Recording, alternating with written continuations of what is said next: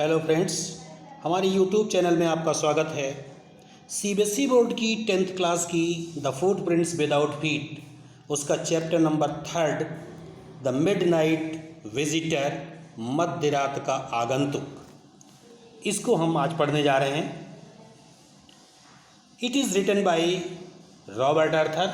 ये Robert Arthur के द्वारा लिखा गया है, who is a very prolific writer, जो कि एक बहुत ही कुशल लेखक हैं। ऑस्वेल ए सीक्रेट एजेंट। ऑस्वेल जो है वो एक ऐसा रहस्यमयी रिपोर्टर है। Is expecting to get a very important report, एक बहुत ही महत्वपूर्ण रिपोर्ट पाने की आशा कर रहा है। अनदर सीक्रेट एजेंट, दूसरा जो रिपोर्टर है मैक्स है, थ्रीट्स हिम, वो उसे धमकी देता है विद ए पिस्टल, जो उसे एक पिस्टल से धमकी देता है। डिमांडिंग द रिपोर्ट, और वो रिपोर्ट को मांगता है। डज ऑस्वेल आउटफिट हिम, क्या ऑस्वेल उसे चकमा दे देता है या नहीं देता है, इस पर चर्चा करते हैं, जानकारी ले लेते हैं। How is Ausable different from other secret agents. Ausable जो है वो दूसरे रिपोर्टर से किस तरीके से भिन्न है। हु इज़ फॉलर, फॉलर कौन है। And what is his first authentic thrill of the day, और दिन की उसकी प्रामाणिक रोमांस जो है वो क्या है, पहली उसकी प्रामाणिक रोमांस क्या है। इस क्वेश्चंस को भी हम जान लेते हैं। अब हम अपने कंटेंट पे चलते हैं, जो हमारा कंटेंट है उस पे हम टॉपिक पे चलते हैं। Ausable did not fit any description of secret एज। ऑस्वेल जो है वो किसी भी तरीके का रहस्य वर्णन करने में फिट नहीं था। फाउलर हैड एवर रीड, जैसा कि फाउलर ने कभी पढ़ा था। फॉलोइंग हिम, उसका अनुसरण करते हुए। Down the musty corridor of the gloomy, यानी उदास गलियों में और धूल युक्त गलियों में वो फाउलर के पीछे जाते जाते फ्रेंच होटल में पहुंच गया। Where Oswell had a room, जहां पर ऑस्वेल ने एक कमरा ले रखा था। Fowler felt let down, Fowler ने वहाँ निराशा की अनुभूति की। लेट डाउन का मतलब सैडनेस, निराशा की अनुभूति की।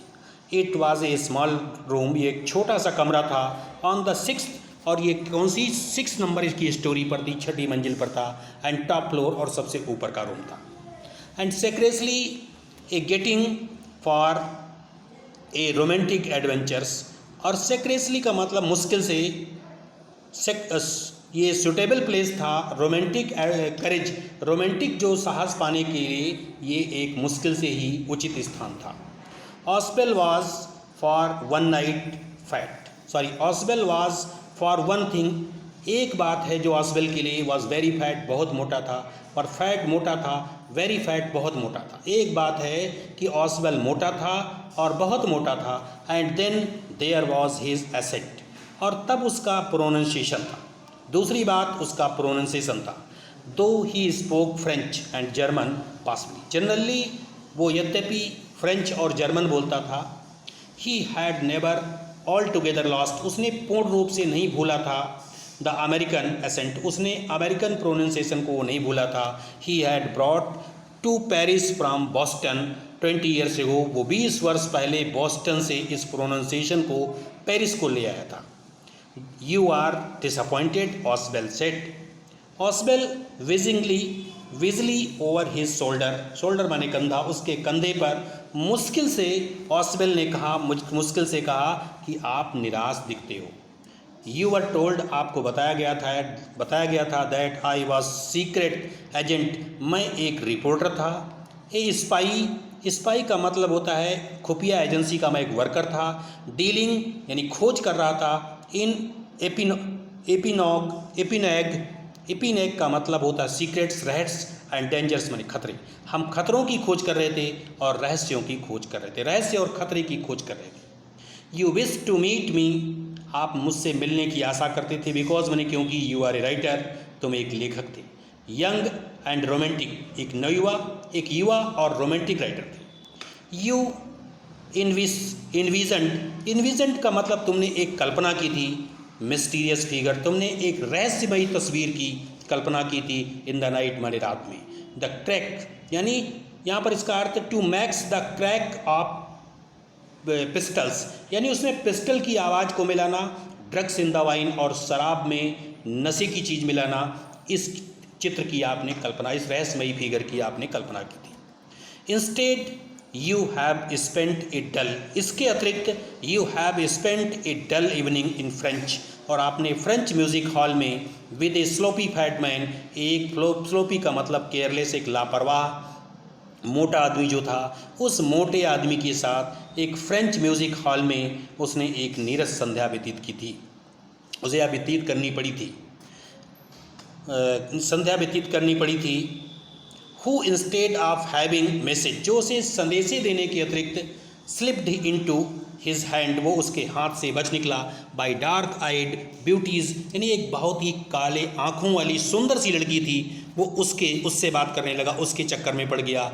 गेट्स ओनली ए कह सकते हो प्रोसाइक टेलीफोन कॉल, उसे एक जो है सिंपल सी टेलीफोन की कॉल मिलती है, making an appointment in his room, और उसके कमरे में मिलने का एक टाइम वो दे देता है उसको। यू हैव बीन बोर्ड, आप बोर हो गए होगे।